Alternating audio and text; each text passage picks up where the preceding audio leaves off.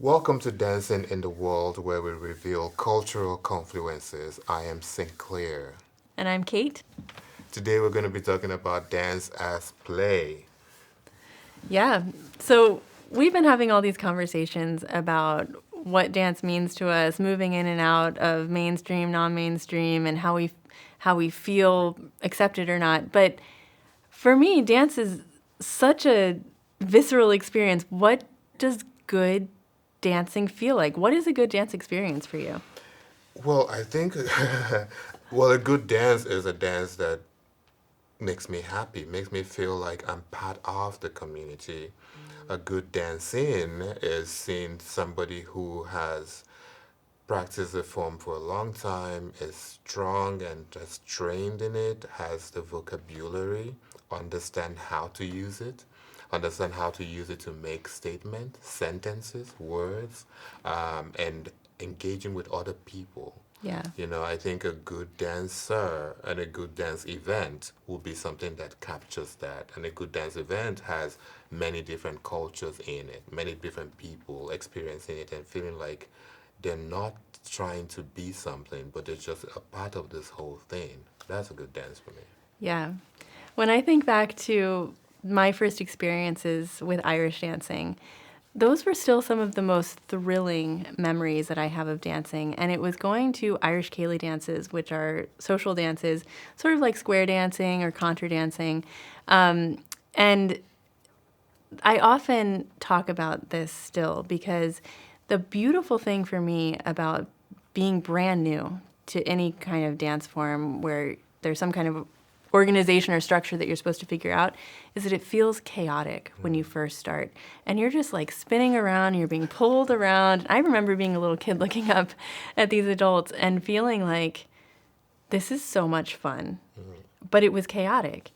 And then the process of understanding that it's highly structured and there's a logic to it is for me that process from getting to the chaos to the structure or the logic for me is what's so beautiful about it because there's a constant striving to get it and it's thrilling to feel lost in the dance and it's thrilling to feel like you're hooking into something.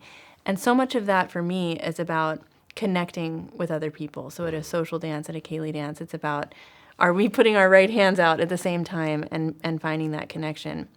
So there's a playfulness to it as well, where absolutely mastery of technique and all of these things, but some of the best dancers that I know are maybe not technically proficient at all sometimes, but they are willing to let the music and the environment take over.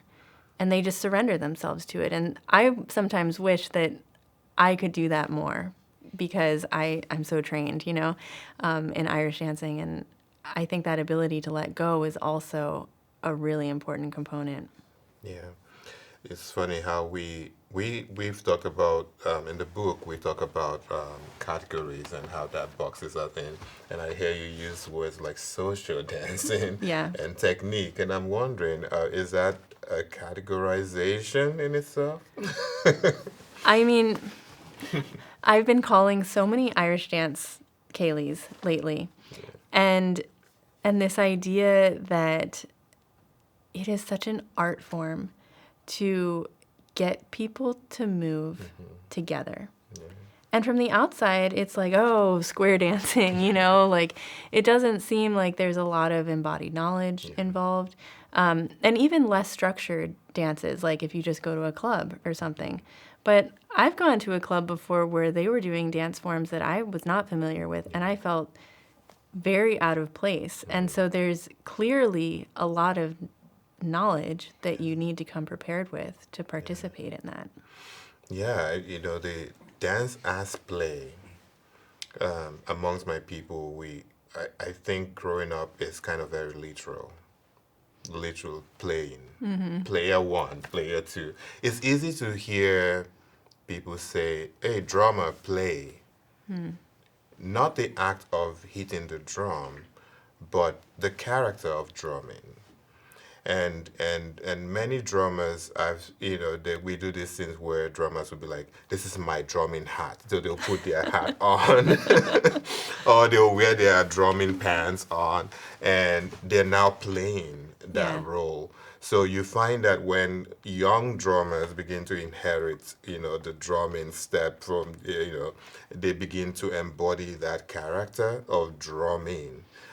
It's the same thing of the young dancers, For example, if you go to my village or in anywhere in Nigeria, you see the young girls and boys being costumed to become kind of this grown version of their young self, and they're playing this role. So their playing and in my culture we call it eka play.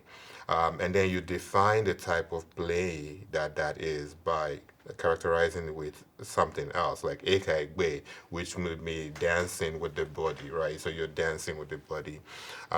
But dance as play is something that we should, as dance educators and professionals, should come back to.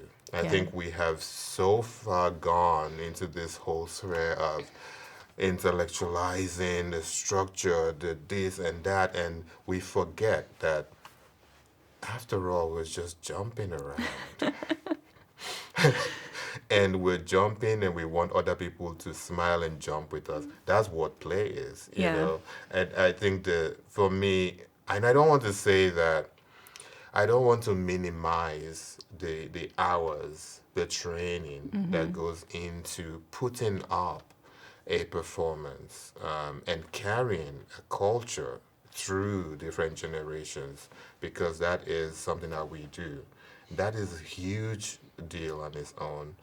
But part of that, our ability to sustain that, is because we played with it. It's a fun activity to do, and that's why we repeat it. If it's so rigid and intellectual, we might fall into a situation where generations will not value their rigidity, Right. and so it's lost, right? But there's a consistent play of this. We just play with stuff. I'm fascinated by that. Yeah.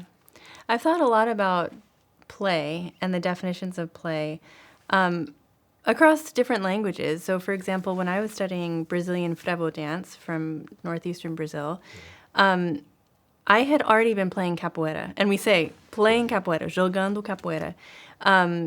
And even though it's a martial art, there's a fighting aspect, there's a competitive aspect, the word is jogar, right? But in frevo, they use the word brincar, which is more the kind of play that's like child's play, like kind of just unstructured play. And this idea that you would go out into the streets during carnival and just, jump around with people and drink and, just yell and sing and have a great time. And I was really interested because capoeira was an early influence, was the origin of frevo. And so seeing this progression from like this idea of jogar capoeira, which in the past, at the beginning, they weren't even structured competitions. It was more like just a unstructured kind of fighting. But this differentiation between two approaches to play, one more ludic, child's play kind of a thing, and one much more competitive. And I think that's also interesting to think about in terms of the ways that we think about structure in dance and the ways that we define it, like the fact that in your language the word is play rather than dance, and then there's different ways to play, Yes. is really interesting. And I think about it in Irish dancing as well, because talk about rigid. I mean, Irish dancing is one of the most rigid. When people say, oh, you're like this. And in some ways it is very rigid, but I think that when you dig deep into your own body and into the history of the dance, you find a history of playfulness and you find that fluidity or looseness. And I try to tell this to my students as well, because they're like, I want to win the competitions. I have to be like this. And I'm like, you need to breathe and you need to play with this. And I say, just let your arms go for now. You're not competing right now in class. Just play with it. I want you to feel the thrill of just being in the air or stamping it out on the floor. Yeah. Well, I think when we talk about learning to dance, right, that's a different situation. And that is when I find that we could use dance as play even more. And I want us to kind of define the idea that play is kind of a form of intellectual way to learn something. That it's not like play is kind of mindless and nothing happens when you're playing. I mean, most of the things that we learned in our lives, I could say, don't quote me on this, but like we learn a lot playing with our friends, observing people, going to like growing up. And so when we dance and we bring in play, what is that? When Yeah. we play, does it mean we stop learning to dance? When we play, does it mean the intellectual capacity of the dance just drops to zero? Like what does playing mean, right? Yeah. And I think it is during learning we can bring that, like I said, but I also think that during intellectualizing what is culture, playing should come in, because if we continue to take the idea of play out of it, we find that it is too serious, it is too defined, what each culture presents in the world. It becomes very complex terrain to bring people together. For example, are we going to create a standard across the board of what dance practice should be? I mean, we've tried that, right? And we see how limiting it is. It's not working out. Yeah.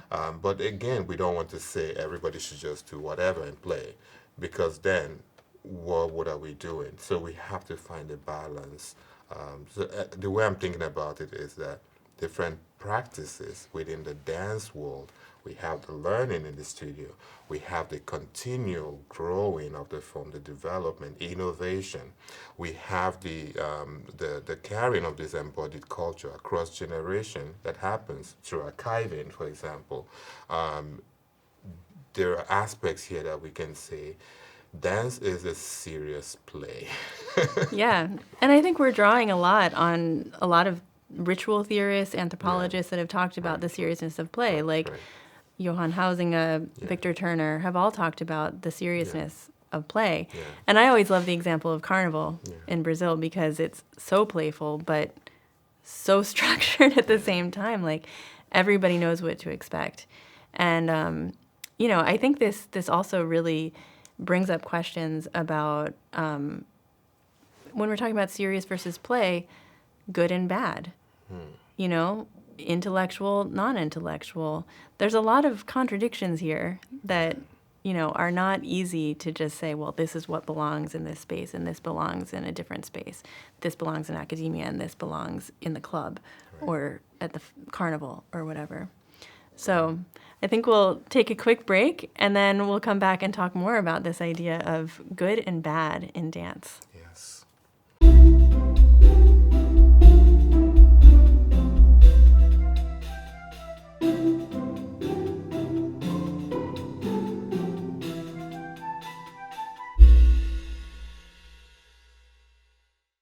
So, welcome back. We're continuing our conversation about assigning value in dance and defining what is good or bad in dance and why it's important that we think about how a value is assigned. And when I'm thinking about good and bad in dance, I reflect on my own experience of recognizing my own bias within the realm of Irish dance, which most people think is just one thing, but actually has quite a diverse array of different styles from different parts of Ireland. And around 2000, Riverdance was big. It was relatively new at that point. And I learned about Spanos Irish dance. It's technically, literally, it means old style, and it's from Connemara in the west of Ireland, and it's associated with the Irish-speaking area of Ireland and a more traditional rural kind of experience.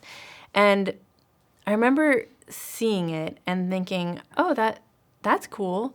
That footwork looks really simple. And I learned some steps from a teacher that I was studying with. who was a Spanos expert, and thinking, well, cool, I'm going to add my competitive technique on top of this. So Spanos is known for being very close to the floor. The feet don't lift up high. You don't jump high. It's all shuffling and percussive. And I was like, well, I'm going to lift my feet up at the back, and I'm going to turn out my feet, and I'm going to, have my stiff arms and all this stuff to make it better. I was so naive at that time, but I always reflect on when I realized how wrong I was about that.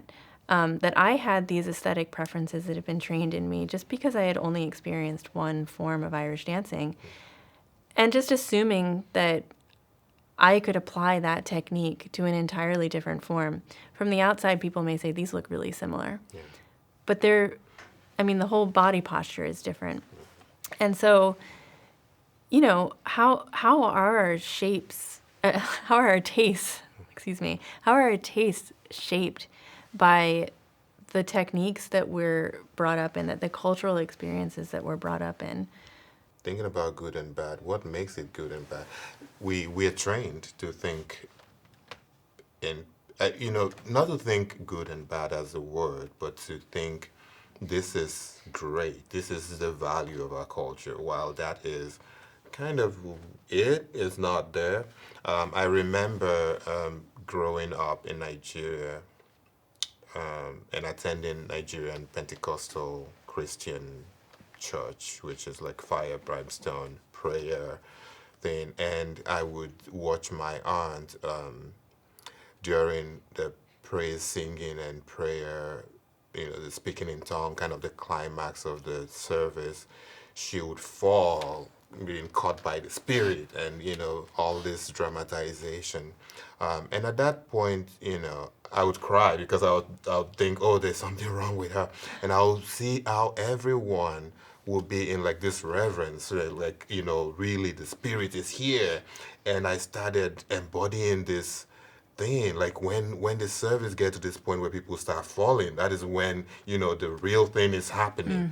That training I didn't know, because at that point in my cultural self was church. When I grew to a point where I was taken to the village, I started seeing this spirit falling thing in the traditional setting, right? Now thinking back at it, looking back at it, I go, there is something about being caught by the spirit and being in tune with ancestors and being spiritual, the spirituality that makes it good. So when you have a performance that gets people into this place, then it's good. Then people will come out of it the next day going, "Oh, were you there?" It's something to talk about. Yeah. And as children, that in our head, that's a sense, that's good. That's and then anything that doesn't get there was bad, was kind of so like, okay, we forget about it. And so being someone who is now trained and in dance, and knowing my cultural sensibility from both the Western religion aspect to the traditional religion aspect, I go into my classroom thinking, so what is now good here? And you have to evaluate And I have students. to, and I remember in college with Dr.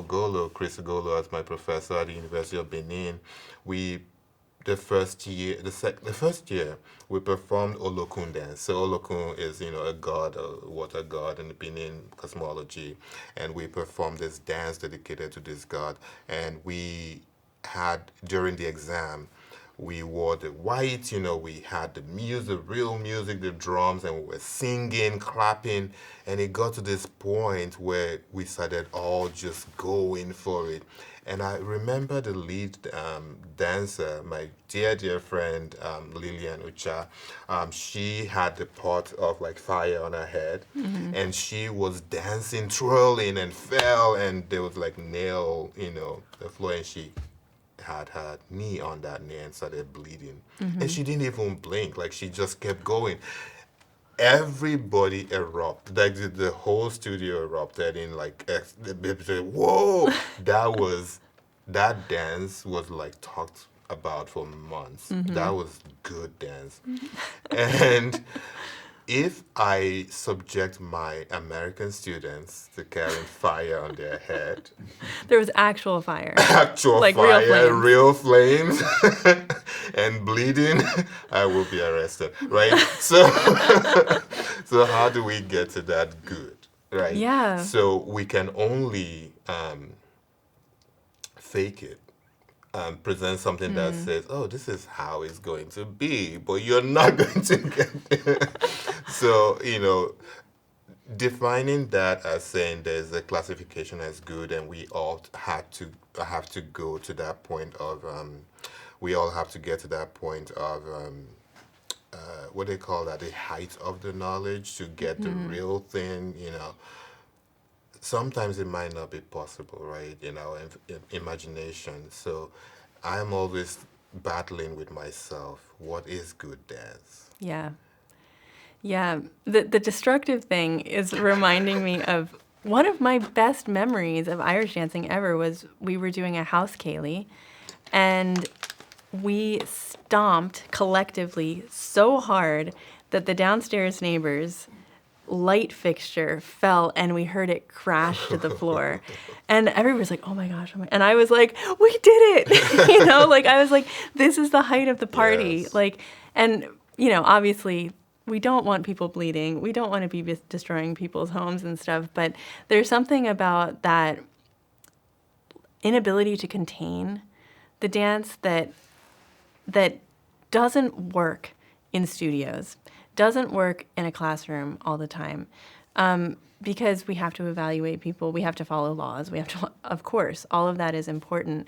But there's an element to what makes dance good that is not just defined by foot placement, by technique, by all of those things are important, but there's something deeper than that, I feel, where if I think about my own experience with Irish dancing, I love the freedom of doing certain styles of Irish dance that are not so rigid.